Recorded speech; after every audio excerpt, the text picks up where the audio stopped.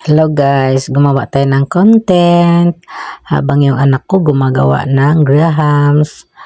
Nakadalawang layer na nga pala siya dyan. Hindi ko napansin, din man lang ako nakapag-umpisa mag-video sa kanyang ginagawa. So yon, nagtatapping siya ng mango na naka-slice na yan siya kasi yung ginagawa niyang grahams ay may flavor na mango para po daw ay maglasa at matamis. So yun, hindi po niya talagang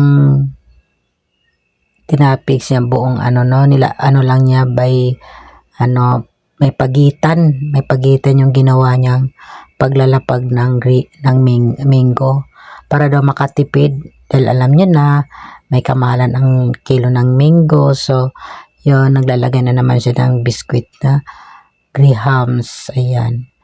Tapos ang ginagawa niya dyan, kinakat niya kapag ni magkakasya para ay maisingit niya sa gilid. Ayan, maiksi na lang po kasi yung idudugtong niya dun sa gilid. Ayan, nanonood na lang din po ako, hindi na ako nakisali dahil baka ay masira yung kanyang trip. Charot. Ayan, nanonood na lang ako. Pero alam ko rin naman gumawa niyan. Pero pinabayaan ko na lang siya dahil gusto niya yan. Ayan, pero ang hinahalo niya palang niya dyan guys na creamy ay condensed at saka nestle cream. Pinagmix niya. Ang dami nga niyang ginagawa eh. Kita nyo guys sa Tupperware nakalagay. Kaya sabi ko sa anak ko kapag may sobra, yun na lang yung igagawa namin sa pangbuko salad. Yan. Naglalagay ulit siya ng cream. Ayan po yung nagbibigay lasa sa ating kakainin na grahams. Mas masarap to pag marami. Kaya ang dami niya talagang nilagay. Ipinahid sa grahams ng ating biskwit. Ayan guys.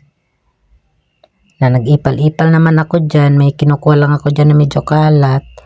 Ayan. Pahid siya ng pahid. Ang dami talaga guys.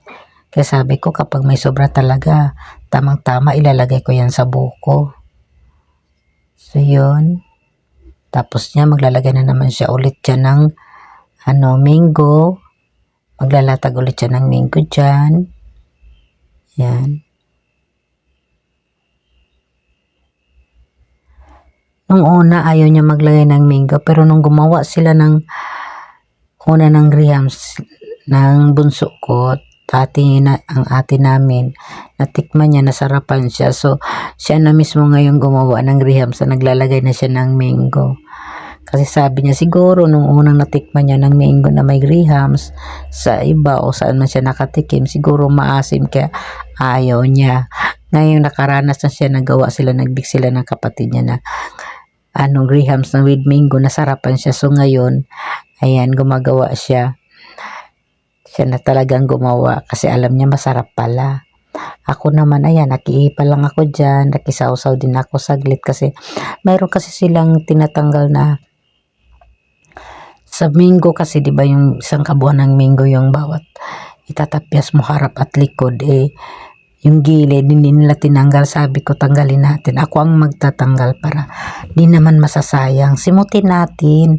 Ayan, may nasisimot ako ng mga kapirasong mga laman pa ng ating mango.